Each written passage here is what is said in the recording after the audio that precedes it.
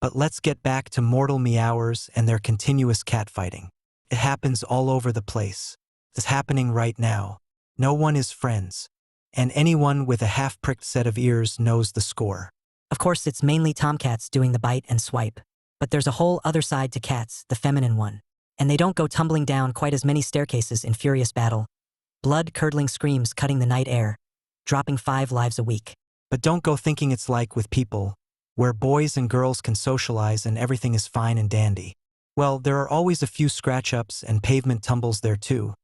I'm not saying it doesn't happen. But with us, you can't even touch scent with a she-cat, let alone groom her coat.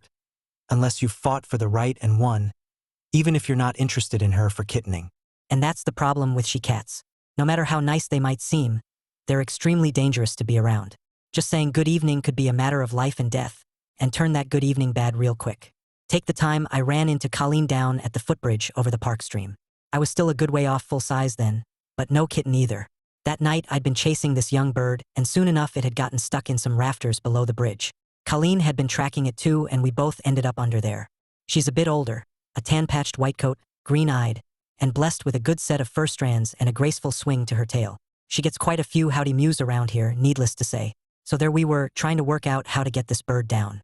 It was a young flapper who couldn't properly flap. These ones might seem easier to hunt, but sometimes they cause more headaches, being so unpredictable. Even they don't know where they're flying next, and always do peck-headed things like get wedged under bridges out of reach. But look, I'm not going to get into a flapper hunting masterclass. It'll take a lifetime, and you know how frugal I am with the lives I've got. Well, there me and Colleen lay alongside in stalk mode for some time, while this birdie was scuffing its feathers up in the bridge frame, its little beak trumpeting us deaf. Mum and Dad weren't heeding its calls, though. They'd probably kicked him out the nest to get some shut-eye. Unfortunately, he wasn't a crow, since the young are much more pork for the squawk, and removing them is always doing the world a good deed. But anyway, as we bided our time, waiting for the bird's next move, out of nowhere came a rush of air, the crush of grass, and I'm knocked off my feet and tumbling down the bank, getting punctured all over by an anonymous attacker. For a tiny instant, I thought I'd been ambushed by this young bird's flock here to save him.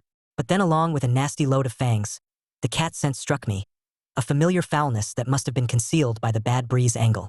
I got some swings in myself and managed to fight the foe off enough to get to my 4 feet, just before the water's edge. But I only had time to catch a flash of that green-lidded eye before Jarface launched at me again, and we wrestled right into the icy rapids. That paused the battle briefly as we churned about, scrambling to get out. Then we shook off on the bank, facing off again. That water must have been soaked with a whole winter, and it gave my wounds a second lashing. He'd fanged me on the cheek and front shoulder. But don't worry, I slashed some claws in deep. I was no pushover, even at half size. He wasn't showing it, but I knew he had a few stings lighting up that hide of his. I wasn't some trembling kitty anymore, lugging fish heads bigger than my own. We circled each other, heads lowered, tails doing their death dance. "Who do you think you are, hunting my girl?" said Jarface. "What are you on about?" I said. "We were just stalking the same bird. What do you think that sound is? A strangled leash hound. All that proves is it's a dinner for 2, he said. And you want her strong and healthy to bear your kittens. Well, go on and have your kittens and see what happens to them. I'll be feeding your kittens to my kittens for breakfast and tossing the bones in hobo soup." I spent a moment getting my head around that threat. I wasn't sure it was physically possible because I thought proper kittens needed milk for breakfast, and getting the timing right birthing those litters of ours seemed pretty impractical, but I didn't want to extend this dialogue any more than I had to. "I didn't realize you and her were an item," I said. "I'll make it simple for you," he said. "I'm an item with every she-cat around here, whether they know it or not. So don't even think about sifting whiskers, or I'll crack your skull like a flapper egg." By now the bird had dropped out from the rafters and Colleen had nabbed it and was taking care of business. I deserved at least half of that flapper since I'd chased it all the way under there. But it wasn't worth going over to get my share, with Colleen under scum-tom guard and all. I knew I could probably hold my own with Jarface for a while. He was much bigger and had the battle experience, sure, but I had a predatory arsenal just the same as his. You really have to swallow your pride and think of the big picture sometimes, though. I wasn't truly ready for a catfight of this magnitude. As it stood, I already had an aching cheek, and say he sunk a second lucky fang in on the other side. Suddenly I can't tear gristle from a shank knob for the weak. A lapping tongue only takes you so far in life. So I backed away and started walking off down the stream bank. "That's it, Mittens, keep walking," said Jarface. "Go home and tangle with your little yarn ball." I may be a level-headed feline, but I'm telling you, it was hard to restrain myself. I was almost willing to go back and risk it all, just to slash that grin off his scrappy mug, even if I ended up with a jar lid eye myself, or floating lifeless down that stream like a ditched kitty head ragdoll. I looked back and saw Colleen trotting off with the bird, face full of feathers, leaving a trail of drifting fluff, and Jarface followed. "Stop denying our love," he was saying. "I'm not your little miss," she said. "And this flapper ain't for sharing."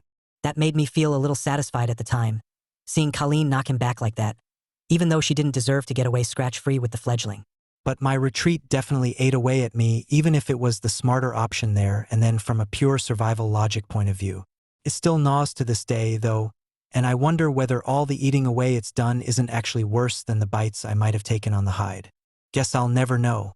But after having my night ruined by that scum-tom, I spent the rest of it, and many more after that, imagining every way he could be butchered and stacked in Carl's shop window. That little episode should sum up the situation with alley cats pretty well, hopefully. In the end, it's quite simple. They either want to steal your hard-earned belly filler or mangle your mug and drown you in a park stream. And that's when they're feeling social.